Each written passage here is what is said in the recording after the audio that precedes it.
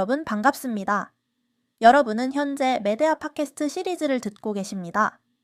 메데아 의료교육 아카데미는 전 세계적으로 의료교육 프로그램을 설계하고 제공하며 평가하는 글로벌 의료교육 기관입니다. 오늘은 영국 사우샘프턴 대학교 소아내분비학과의 저스틴 데이비스 교수님과 이야기를 나누어 보겠습니다. 오늘 이 팟캐스트를 들으신 학습자분들은 각인 장애의 정의와 차별점을 이해하고 설명할 수 있어야 합니다.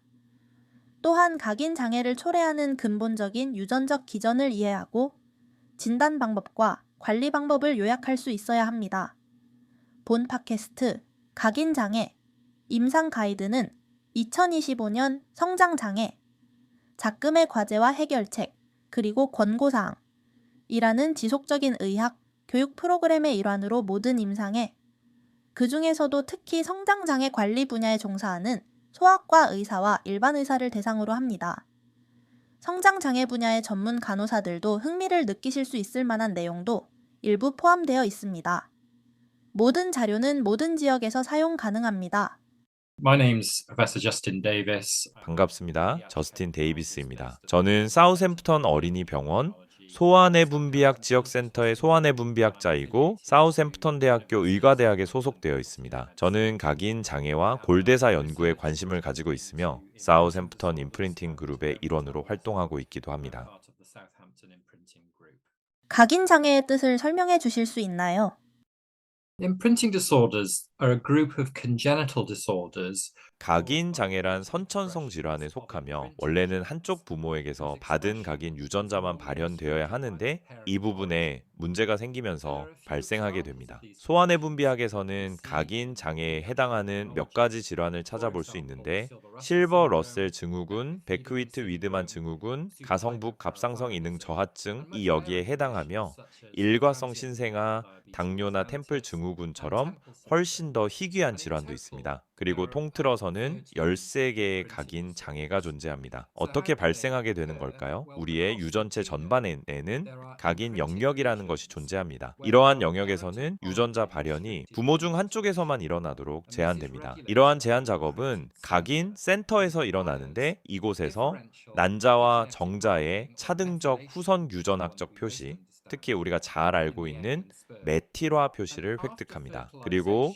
수정이 이루어진 후에는 이러한 차등적 후성 유전학적 표시 또는 메틸화 표시가 차등적 메틸화 영역 또는 DMRS라고 부르는 특정 위치에 영구적으로 자리 잡게 됩니다. 인간 유전체 전반에는 수많은 각인 자리가 있습니다. 단일 유전자일 수도 있고 여러 유전자의 집합군일 수도 있는데 이 부분은 부모 중 누구의 유전자가 발현되었는지에 따라 달라집니다. 그래서 각 각인 장애는 서로 구별되며 고유한 임상적 특징을 통해 진단이 가능하지만 성장에 영향을 주는 공통된 증상이 나타날 수도 있습니다. 예를 들어 다양한 장애의 증상으로 아이가 임신 주수에 비해 작게 태어나거나 출생 후 성장 부진이나 저신장 등을 경험할 수 있습니다. 다양한 장애로 인해 사춘기의 진행 속도의 변화가 생길 수 있으며 사춘기 조숙증으로 이어지게 될 수도 있습니다. 또는 대사작용에 큰 영향을 줄 수 있으며 그로 인해 비만, 제2형, 당뇨병, 고혈압,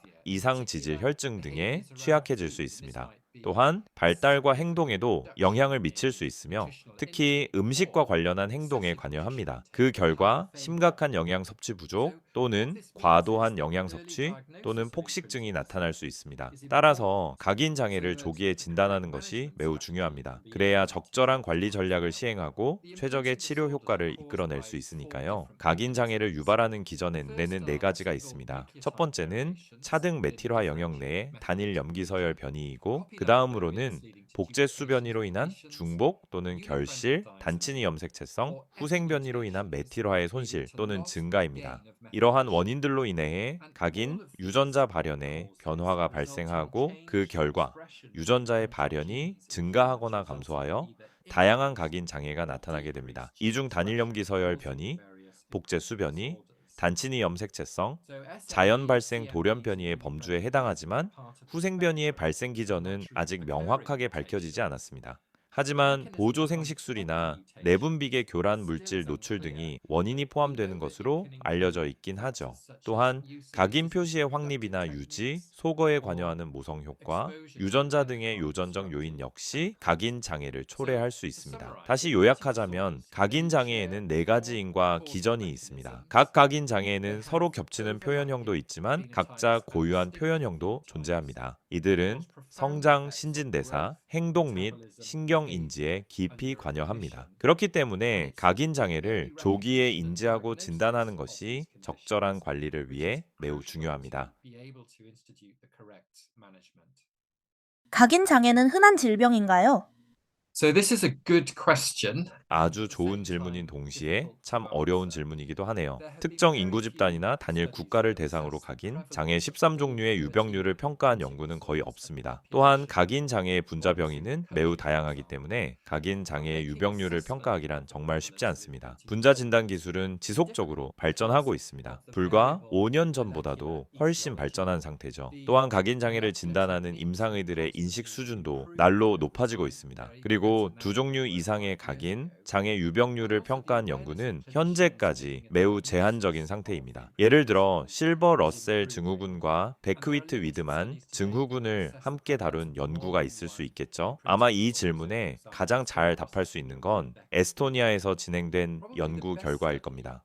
에스토니아는 인구가 약 130만 명이며 연구자들이 참고할 수 있는 우수한 인구 통계학적 데이터와 유전 데이터를 보유하고 있습니다. 국가의 규모와 더불어 국유화된 의료 시스템 덕분에 전체 인구 집단을 대상으로 한 유전 질환의 역학 연구를 진행할 수 있으며 이를 통해 국가 내에서 발생하는 각인 장애를 최대한 많이 확인할 수 있습니다. 에스토니아 연구팀은 1998년부터 2016년까지 자국 내에서 발생한 가장 흔한 각인 장애의 유병률을 조사했습니다. 그 결과 프레더 윌리 증후군이 전체 사례의 약 3분의 1, 정확히는 31%를 차지했으며 실버 러셀 증후군과 엔젤만 증후군이 각각 17%, 베크위트 위드만 증후군이 14%, 가성북 갑상선 이능 저하증 이 11%를 차지했습니다. 템플 증후군이나 일과성 신생아, 당뇨병과 같이 희귀한 각인, 장애는 훨씬 낮은 비율로 발병했습니다. 하지만 이 연구를 통해 도출한 결론은 프레더 윌리 증후군의 경우 13,500명 중 1명, 실버 러셀 증후군의 경우 15,000명 중 1명, 베크위트 위드만 증후군의 경우 2만 1,000명 중 1명, 가성북갑상선 이능 저하증의 경우 2만 7,000명 중 1명에게서 발병한다는 사실이었습니다. 그리고 우리가 예상했던 것처럼 연구자들은 시간이 지나면서 유병률이 점점 증가하고 있다는 사실을 발견했습니다.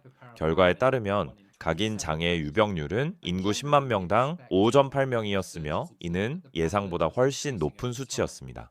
따라서 각 질병을 따로 놓고 봤을 때는 매우 희귀한 질환이라고 할 수 있지만 전체를 합쳐서 보면은 비교적 흔한 질병이라고 할 수 있으며 임상의들의 인식 개선과 분자 진단 기술의 이용률 증가로 각인 장애의 유병률은 계속 높아질 가능성이 있습니다. 관련 질환이 장기적으로 심혈관계 질환의 이환율에 심각한 영향을 줄 수 있다는 점을 고려해보면 이 사실은 매우 중요할 수 있으며 조기 진단이 가능하면 이른 시기에 치료를 시작하고 합병증을 예방할 수도 있을 것입니다. 습관적 유산과 각인 장애 사이에도 연관성이 존재하나요? Yes, there can be a link. 네, 그럴 수 있습니다. 또한 하나의 자리가 아니라 여러 개의 각인 자리에서 DNA 메틸화 이상이 나타나는 각인, 장애의 하위 환자 그룹이 존재한다는 사실이 밝혀졌습니다. 이러한 질환을 다중자리 각인 교란이라고 하고 약칭은 MLID입니다. MLID는 습관성 유산과 관련이 있을 수 있습니다. 우선 MLID와 관련한 배경 지식을 소개한 다음에 유산과 관련한 질문에 답변을 하도록 하겠습니다. MLID는 대부분의 각인 장애에서 관찰되지만 모든 각인 장애에서 나타나는 것은 아닙니다. 예를 들어 베크위트 위드만 증후군 환자의 약 12%, 실버 러셀 증후군 환자의 약 5%, 가성북 갑상선 이능 저하증 1B 환자의 경우에는 무려 60%의 환자에게서 MLID가 나타납니다. 하지만 연구실에서 MLID 가능성을 확인할 수 있게 된 것이 아주 최근의 일이기 때문에 해당 수치는 아직 완전히 확립된 것이 아닙니다. 임상적으로 MLID는 이질적인 질환입니다. MLID를 가진 환자의 경우 영향을 받은 각인 자리에 따라 다양한 각인 장애의 특성이 혼합되어 나타날 수 있습니다. MLID는 보통 임상적으로 중요한 영역에서 메티로아 소실이 발생한 환자에게서 나타나는 반면 단일 염기서 열변이, 복제수변이 또는 단친이 염색체성 환자에게서는 매우 드물게 발견됩니다.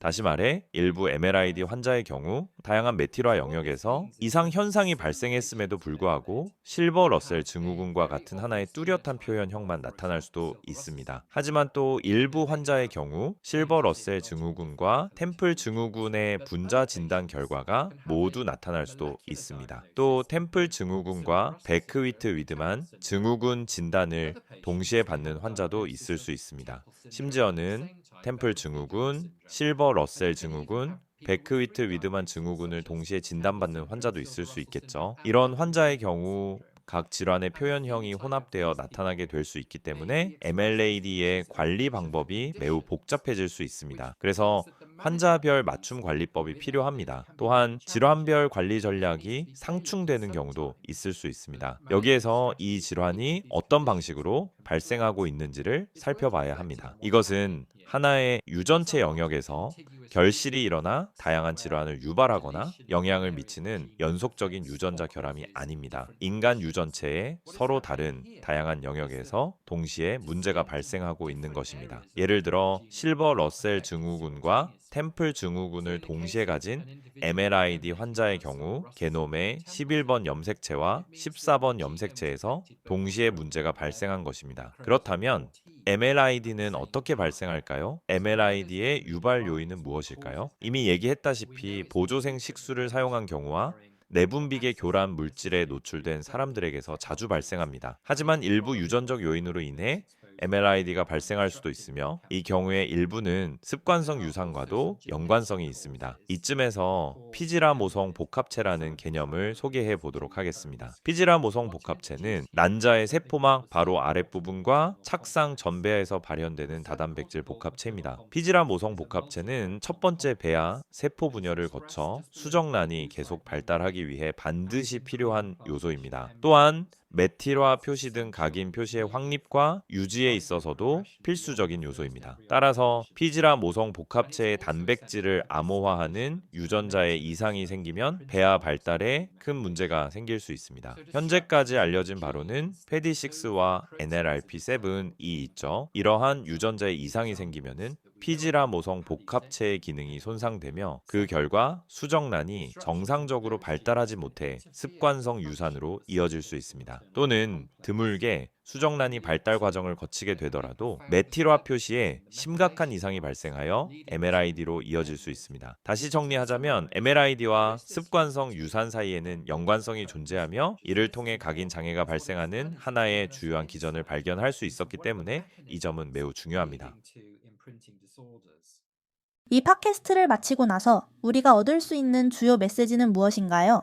So the take-home messages are that 각인 장애가 종종 간과되고 진단이 지연되는 경우가 있다는 사실입니다. 각 질환에 맞는 적절한 관리를 위해서는 조기 진단이 매우 중요합니다. 각 질환마다 관리 방법이 상이하며 이러한 각 질환이 장기적으로는 심혈관계 질환의 이환율과 연관될 수 있기 때문입니다. 따라서 정확한 진단을 통해 건강한 생활 습관을 위한 적절한 조언을 듣고 조기 치료를 위해 심혈관계 질환의 이환율을 모니터링할 수 있어야 합니다. 메데아 팟캐스트를 들어주셔서 정말 감사합니다. 의사 평생교육 프로그램에 대한 자세한 내용을 알아보려면 저희 웹사이트인 mediaacademy.com을 방문하세요.